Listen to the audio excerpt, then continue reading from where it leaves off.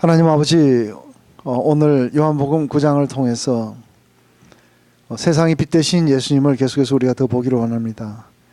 하나님, 나면서부터 소경된 자의 이 이야기를 통해서 아버지, 우리 안에 많은 질문들이 떠오르고 또 그것을 통해서 하나님 진리 가운데 이르기를 원합니다. 오셔서 우리 마음속에도 동일하게 빛을 비춰주셔서 우리의 마음속에 있는 모든 어둠들을 몰아내시고 빛 가운데로 우리가 걸어갈 수 있도록 인도하여 주시옵소서. 예수님의 이름으로 기도드립니다. 아멘. 네, 우선 우리 요한복음 9장 1절부터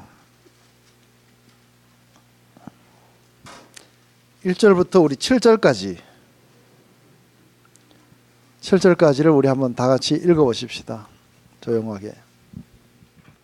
다 읽으셨습니까?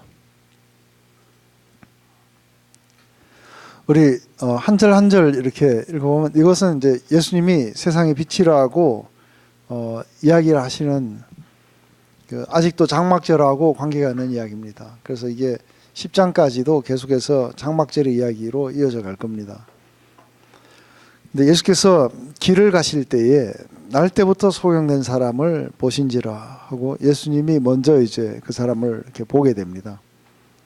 그때 제자들이 물어 가로되 하고 이야기합니다. 랍비여, 이 사람이 소경으로 난 것이 네 죄입니까? 자기 죄입니까? 아니면 그 부모입니까? 안에서 우리가 실제로 이 사람의 경우에서 이 제자들이 예수님이 그 소경을 이렇게 쳐다보시는 장면을 보면서 제자들 안에서 나오는 이 질문이에요. 그것은 이것이 누구의 죄냐고 물어보는 거죠. 근데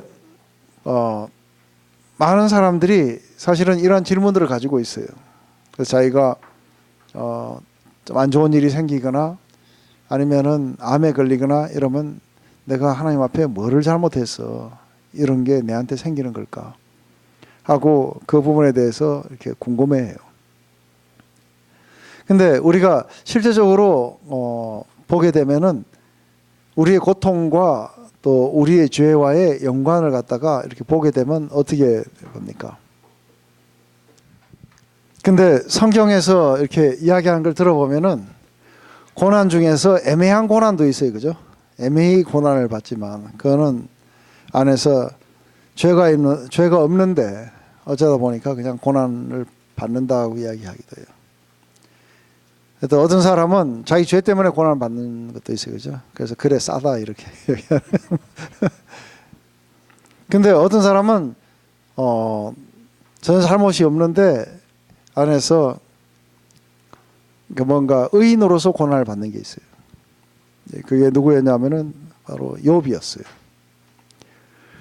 그래서 욥의 친구들은 끊임없이 주장하는 것이 네가 죄가 있기 때문에 고난을 받는다고 이야기를 해요. 근데 욥은 자기의 무죄를 주장을 해요. 아니 그렇지 않다고. 난 죄가 없다고. 그렇게 공적으로 했지만 나중에 알고 보면 이 욥은 하나님의 어떤 목적을 가지고 그 고난이 자기에게 왔다는 것도 또한 보게 됩니다. 그렇기 때문에 안에서 그러니까 이게 누구 죄입니까? 자기 부모 죄입니까? 아니면 자기 죄입니까? 했을 때 부모 죄라고 물어본 이유는 안에서 부모 죄입니까? 했을 때 사실 성경에는 다시는 이 속담을 쓰지 말라고 하는 이야기가 나와요. 왜냐하면 포로로 잡혀갔던 이스라엘은 뭐라고 이야기를 했냐면은 아비가 신포도를 먹으니까 아들이 이가 시리다고. 그래서 자기들이 잡혀온 거는 자기의 부모 죄 때문에 우리가 포로로 잡혀왔다고 이렇게 보는 거죠. 다시는 이 속담을 쓰지 마라. 모든 사람은 자기 죄 때문에 그렇게 될 것이다 하고 이야기를 해요. 그렇기 때문에 안에서 이게 누구 죄입니까? 하고 부모 죄입니까? 아니면은 자기 자신의 죄입니까? 근데 여러분들은 어때요? 여러분들은 부모 죄 같아요? 아니면 자기 자신의 죄 같아요? 근데 여기 이 경우에는 아주 분명하게 이야기합니다. 그죠? 아니, 그거는 부모 죄도 아니고 그리고 자기 죄도 아니다. 그러니까 이게 죄가 없는데 그냥 고통이 왔다는 거예요. 근데 그 고통이 왜 왔는가에 대해서 3절에 이야기하는 거예요. 예수께서 대답하시되 이 사람이나 그 부모가 죄를 범한 것이 아니라 그에게 하나님의 하시는 일을 나타내고자 하심이라. 그 왜 왔느냐 했을 때 아니 그 죄 때문에 온 게 아니라고. 그럼 왜 왔습니까? 그러니까 이 사람의 일을 통해 갖고 하나님의 일을 나타내기 위해서 이 사람이 나면서부터 이게 됐다는 거예요. 근데 이제 이런 것들을 갖다가 읽을 때에, 그러니까 우리가 이렇게 성경을 읽을 때에 한 가지 굉장히 이렇게 중요한 마음 가운데 하나는 뭐냐면 성경이 우리들에게 말씀하시도록 허용해야 돼요. 그러니까 안 그러면은 예를 들어서 하나님이 만세 전부터 여러분들을 선택하셨다고 이야기하니까 이런 게 성경에 나오지만 그러니까 안에서 예정론을 믿지 않는 사람들 상당히 많아요. 성경은 분명히 여러 곳에서 그렇게 이야기하지만 안 믿어요. 왜냐하면 이게 우리 이성 속에서 불합리하다고 생각하는 거예요. 그러니까 그걸 믿음으로 안 받아들이는 거예요. 근데 한번 이 부분에 대해서 설명을 해보라고 했을 때 어떤 설명들을 하게 되느냐 하면은 이게 이 사람이 나면서부터 소경이 된 거는 하나님이 어떤 목적을 가지고 이걸 갖다가 허용하셨다고 하는 이야기를 지금 예수님이 하시는 거예요. 그러다 보니까 이 이야기를 갖다가 우리가 이해할 때 이렇게 이해해야 된다고 하는 거예요. 하나님이 이 사람이 소경되는 거에 대해서는 사실은 몰랐다가 나중에 이 사람이 소경이 된 상태로 있으니까 하나님이 나중에 그분의 역사를 나타내기 위해서 이 소경을 사용했을 뿐이다 하고 그렇게들 많이 이야기를 하는 거예요. 그래서 하나님을 좀 변호하고 싶어 하시는 거예요. 근데 많은 사람들이 받아들이기 어려워하는 부분 중에 하나가 하나님의 주권에 대해서 받아들이기를 상당히 쉬워하진 않아요. 하나님이 어떤 목적을 가지고 어떤 것들을 허용하셨다고 했을 때에 그렇기 때문에 안에서 자세히 보면 제자들이 질문한 거는 누구 죄 때문에냐고 그 원인을 물어요. 그죠? 그 원인을 묻게 되기 때문에 안에서 그렇게 대답하면은 이들이 별로 이렇게 예수님이 대답하신 게 이들의 질문에 대한 대답이 제대로 한 거 아니신 거예요. 그렇기 때문에 하나님이 아무런 목적도 없고 아무런 이유도 없이 한 사람이 소경이 되도록 허용하셨다가 나중에 발견하고서야 아이고 저거를 내 영광을 위해서 사용했구나 하고 하나님이 그렇게 생각하시는 것처럼 하는 거죠. 근데 안에서 한번 우리가 하나님에 대해서 하나님의 속성에 대해서 한번 생각해 봅시다. 하나님은 모든 걸 다 아세요. 맞습니까? 내가 장부에서 형질이 형성되기도 전에 나를 아세요. 그리고 형질이 형성되는 순간도 아세요. 그죠? 내가 임신이 되는 그 순간도 하나님은 아실 거라는 거죠. 그리고 지금 현재 이게 난자와 결합하려는 이 정자 안에 소경이 될 수 있는 그런 어떤 유전자를 타고났다든지 아니면 어떤 결함이 있다는 것 하나님이 모르셨을까 하는 거예요. 아시는 거예요. 그죠? 임신이 되는 순간에 정확하게 아세요. 그래서 단순히 그 순간에 안 돼! 하고 그렇게 말씀하실 수도 있었어요. 그래서 임신이 안 되도록 하실 수도 있는 분이 하나님이세요. 그분은 바람도 명령하시고 파도도 꾸짖으시니까 파도도 잠잠해지고 바람도 잠잠해지고 하시는 분이에요.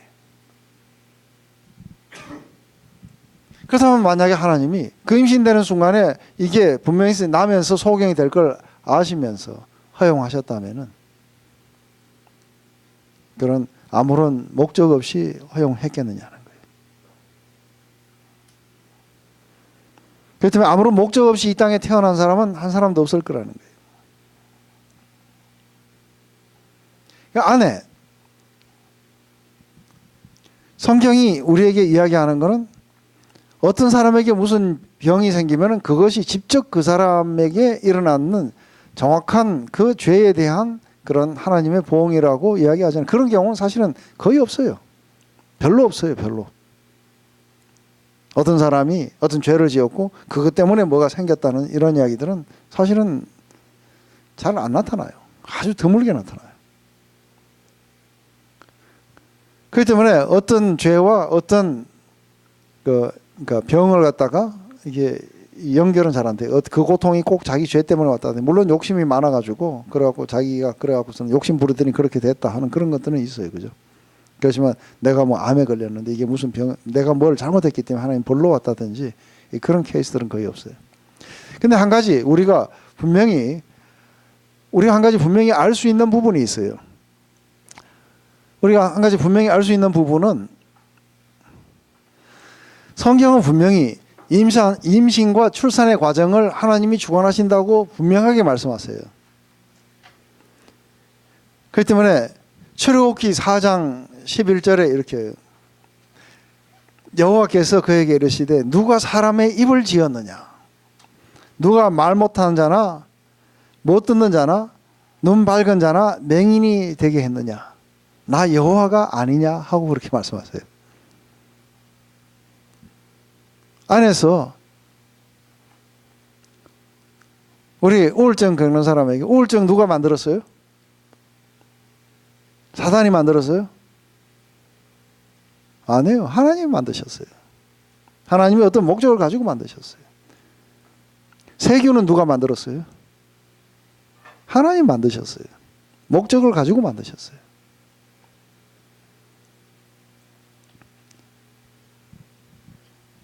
시편 139편 우리 13절에는 이렇게 얘기해요. 주께서 내 내장을 지으시며 나의 모태에서 나를 만드셨나이다. 우리의 출산과 임신과 출산의 모든 과정을 하나님이 주관하신다는 거예요. 그러니까 우리 첫 번째 아이는 안에 심장에 문제가 있어서 태어나서 한 20일 정도 살다가 죽었어요. 그 과정을 하나님이 아셨을 거라고 보는 거예요. 안에 암도 하나님이 지으셨어요.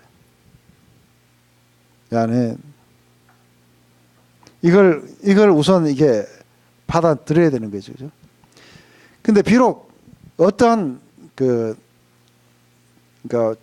병이 어떠한 죄 때문에 온다 하지 않을지라도 이게 분명히 하나 아는 거는 우리가 처음 하나님이 지으신 세상은 고통이 없었어요.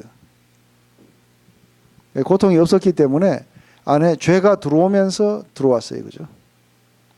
그렇기 때문에 모든 오는 고통과 모든 우리에게 다가오는 죽음과 이런 것들은 그것은 우리 인류의 죄 때문에 오는 건 맞아요. 인간의 죄 때문에 오게 되겠죠. 그죠? 근데 하나님이 인간의 타락에 대해서는 어떻게 하실까요? 이게 아담이 선악과를 따먹을 걸 모르셨을까 하는 거죠. 아셨을 거라는 거예요. 아셨으면 왜 그때 따먹으려는 순간에 안 돼 해야 되는데 따먹고 난 뒤에 나타나셨을까? 그 전에만 딱 나타나셔서 안 돼 했더라면은 우리가 오늘날도 낙원에 살고 있을 텐데. 근데 따먹기를 몰래 기다리셨다가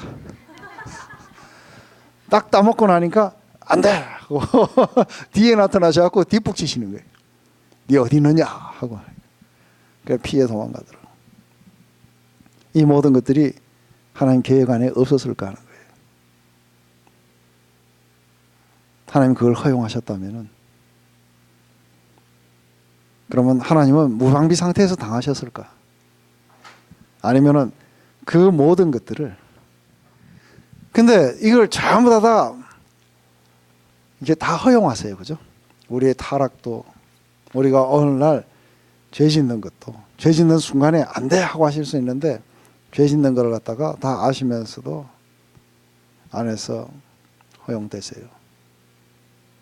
근데 하나님은 한 가지 그것을 갖다가 그 악을 일으키는 원인은 아니시지만 안에 이 모든 것들은 다 하나님의 주권 하에서 벗어나는 건 하나도 없는 거예요. 만약에 그렇지 않으면 우리는 이 땅을 살아갈 때 굉장히 힘들어요. 왜냐하면 내게 찾아왔는 암이나 아니면 고통이나 이런 모든 것들은 무자비한 운명의 희생자들인 거예요. 맞습니까? 하나님도 이런 데서 나를 막아주지 않는다고 느끼는 거예요. 난 그저 무자비한 운명의 희생자일 뿐인 거예요. 내가 우울증에 걸리고 내가 암에 걸리고 이런 모든 과정들 속에서 하나님은 나를 이런 악에서부터 나를 구해주지 않으셨다고 하면서 하나님 앞에 원망하면서 나아갈 수도 있는 거예요. 근데 만약에 우리 헤븐리 파들이 이 모든 것들을 아시고 내게 허용하셨다면, 그렇다면 하나님은 그것을 허용하신 목적을 가지고 계시다는 거예요. 그렇기 때문에 이게 이 사람의 죄입니까? 그 아버지의 죄입니까? 하고 물어보니까 예수님이 대답하시는 것은 지금 그것이 왜 생겼는지에 대한 원인의 이야기가 아니고 이것이 생겨난 목적에 대한 이야기로 바꿔갔어요. 그죠? 그것이 생기게 된 목적은 하나님의 일을 나타내기 위해서 이런 일이 허용됐다는 거예요. 그렇기 때문에 안에서 그 이유를 찾는데 신경 쓰지 말라는 거예요. 왜냐하면 너무 복잡해. 어느 것이 어느 거라고 우리는 이렇게 등식을 매겨갖고 못하는 거예요. 이게 지금 내 죄 때문에 왔는지 아니면 남의 죄 때문에 왔는지. 내가 어느 날 새벽 기도 갔다가 집에로 탁 가면서 은혜 가운데 저 천국에 나 거기 도달을 하면서 막 하는데 누가 뒤에서 꽝 받아갖고 내가 죽어버렸어. 아니면 내가 어디 다쳤어. 나는 아무 잘못도 없어요. 그죠? 근데 뒤에 와서 바치게 되면은 안에서 어떤 일이 일어나는 거예요? 안에서 이게 내 죄가 아닌데 왜 이런 게 왔을까 했을 때 하나님을 향한 원망과 뭐와 다 이런 것들이 일어나는 거예요. 그러면서 모든 것들이 다 무질서해지고 무가치해져 버려요. 그렇기 때문에 이러한 무질서와 무의미함과 무가치함에서 벗어나서 어떤 고통도 하나님의 그런 목적을 벗어나서 하나님의 주권을 벗어나서는 존재하지 않는다는 거예요. 이게 성경이 이야기하고 있어도 사람들이 받아들일 때에 이게 힘들어해요.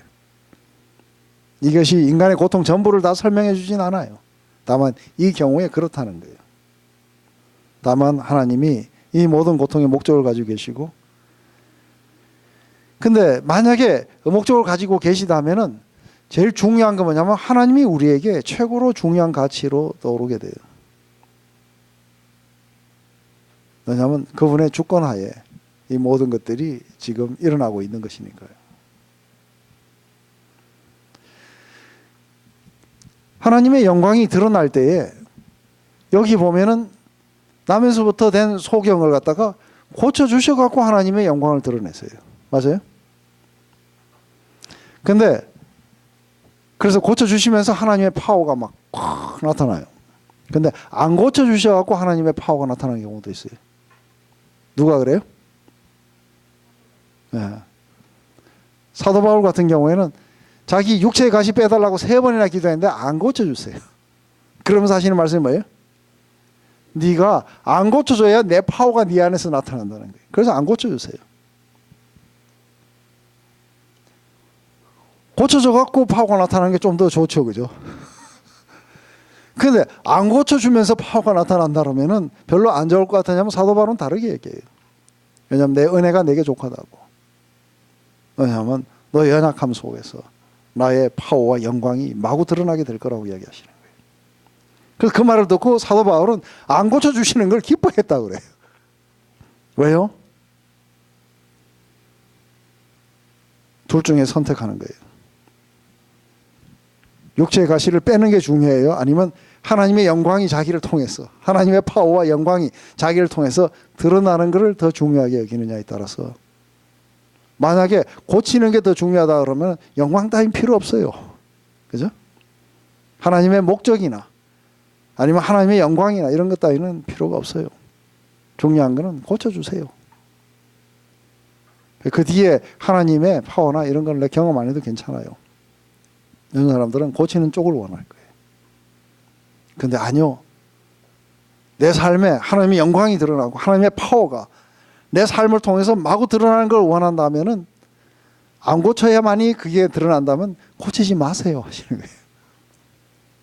그러면서 오히려 기뻐했다는 거예요. 기뻐했다면서 한 가지 굉장히 좋은 프린시플을 가지고 있는 거예요. 내가 약할 때 그때 강함이라 하고 막 오히려 이것 때문에 난 굉장히 기뻐했다. 하나님의 영광은 고쳐주고 주면서 나타나기도 하고 안 고쳐주면서도 나타나요. 두 경우 모두가 다 뭐 때문에 그런 거예요? 다 하나님의 영광이 그 목적인 거예요. 이 말씀을 하시고 4절에 가면 갑자기 엉뚱한 이야기를 하세요.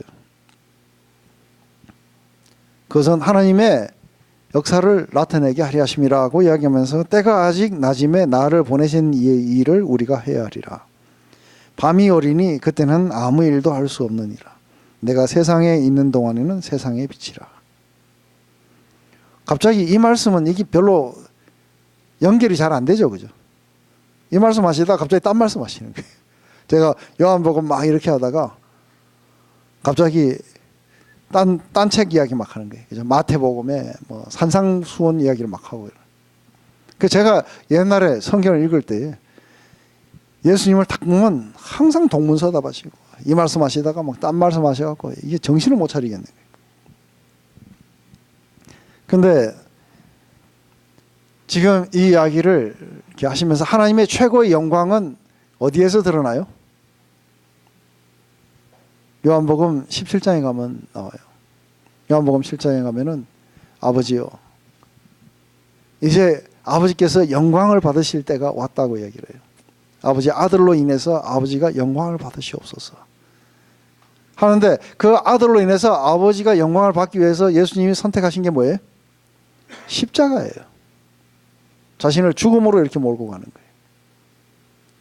근데 예수님이 이제 곧 얼마 안 있으면 자신이 죽음으로써 하나님 앞에 영광을 돌릴 거라는 거죠. 그렇지만 자신이 이 세상을 떠나시게 되면 더 이상의 빛을 비춰줄 수가 없다는 거예요, 사람들에게. 그렇기 때문에 아직도 낮이라는 것은 그분이 아직도 이 땅을 걸어가실 때에 그때 여전히 하나님의 일을 우리가 해야 된다는 거죠. 왜냐하면 밤이 온다는 거예요. 그것은 곧 예수님이 십자가에서 죽으시고 이게 떠나시게 되면 더 이상의 이런 일들은 일어나지 않을 거라는 거예요. 지금 그 이야기를 하고 있는 거예요.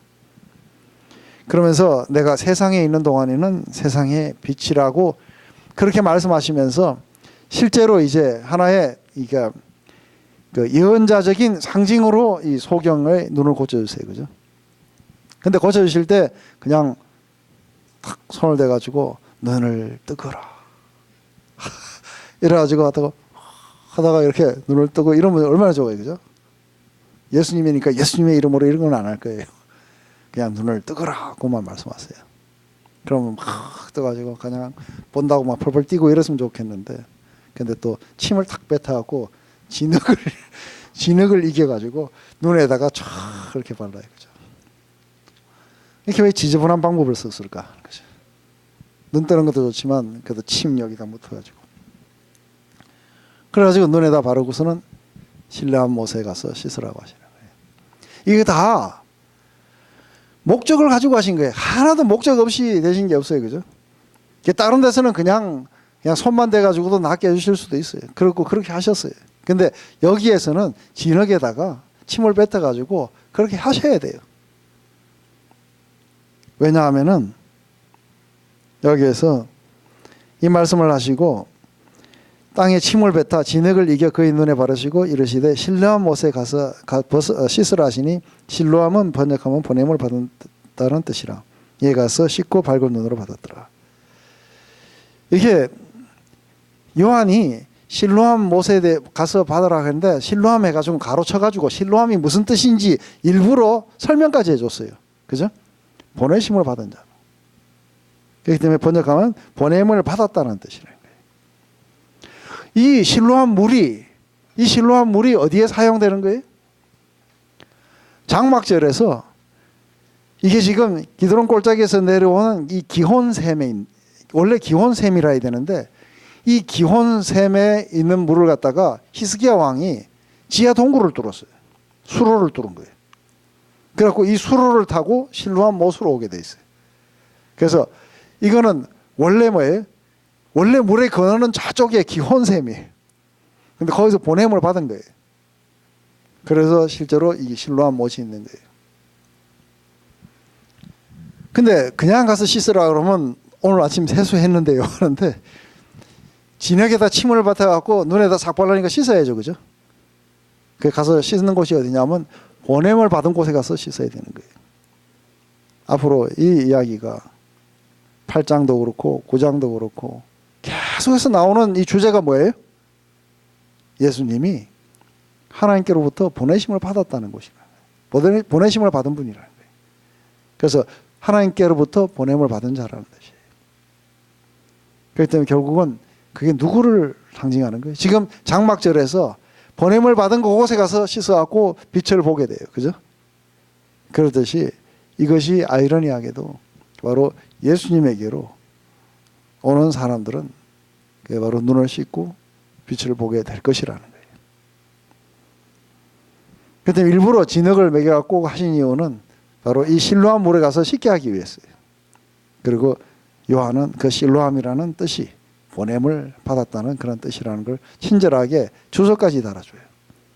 그럼으로써 이걸 누구를 상징하는 거예요? 이것은 단순하게 뭐예요? 단순하게 우리를 정결하게 씻는 물이 아닌 거예요.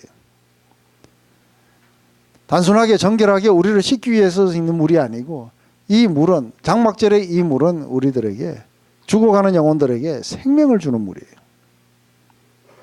그렇기 때문에 세상의 빛이라든지 이런 모든 것들은 하나님이 구원자라고 말씀하시는 것이죠.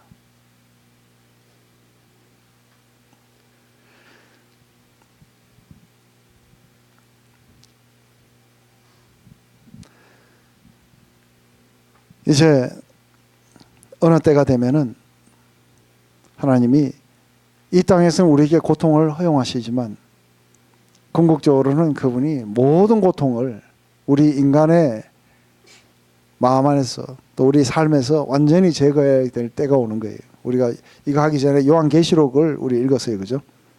거기서 모든 눈물을 그 눈에서 닦아주시니 다시는 사망이 없고 애통하는 것이나 곡하는 것이나 아픈 것이 다시 있지 아니하리니 처음 것들은 다 지나갔습니다. 안에서 바로 이 처음 것들이 다 지나가게 하기 위해서 안에 불가피하게 하나님은 이 고통들을 이 땅에 허용하셔야 돼요. 그리고 그 속에서 하나님의 영광을 드러내시고 그걸 통해서 사람들이 바로 빛으로 나오게 되고 하나님을 갖다가 알게 되고 그걸 통해서 마침내 이 땅에 있는 모든 고통들을 다 없애실 수 있는 그 목적으로 가기 위해서 지금 현재 부분적으로 이 고통들이 허용되고 있는 거죠.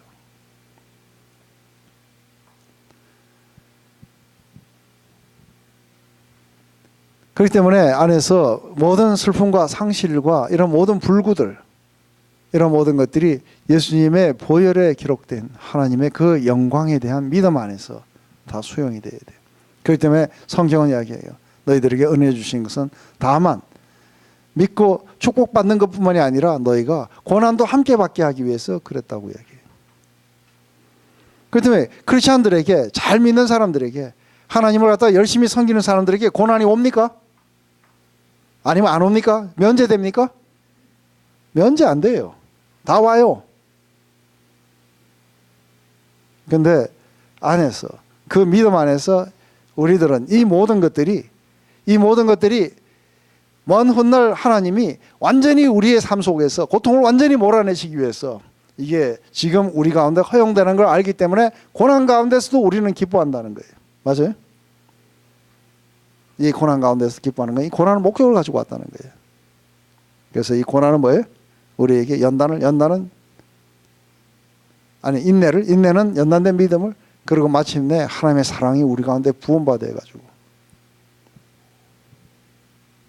그래서 우리는 모든 고통들을 벗어나서 영원한 세계로 들어가기 위한, 그래서 이런 것들이 오게 되면은 오히려 우리가 훨씬 더 하나님의 영광 쪽에 더 가깝게 바꿔주시는 거예요. 맞아요? 그래서 로마서 8장 28절 어떻게 얘기해요? 우리가 알거니와 하나님을 사랑하는 자, 그분의 뜻대로 부르심을 입은 모든 자들에게는 이런 모든 고난들과 고통들이 전부 다 어떻게 돼요? 다 하나님이 영광으로 바꿔주실 거라는 거예요. 그렇기 때문에 이 왔던 고난들은 분명히 하나님의 영광을 드러내기 위한 하나님의 목적을 가지고 온다는 거예요. 그렇다면은 이제 우리가 보면은 우울증을 온 것도 그냥 무자비로 온 게 아니에요, 그죠? 참 재수가 없다 보니까.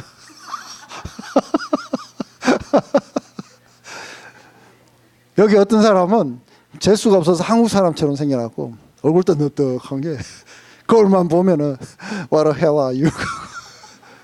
서양 사람들은 그냥 한데 스트릿 피플들도 다 이쁘더라고. 그런 사람도 있었어요.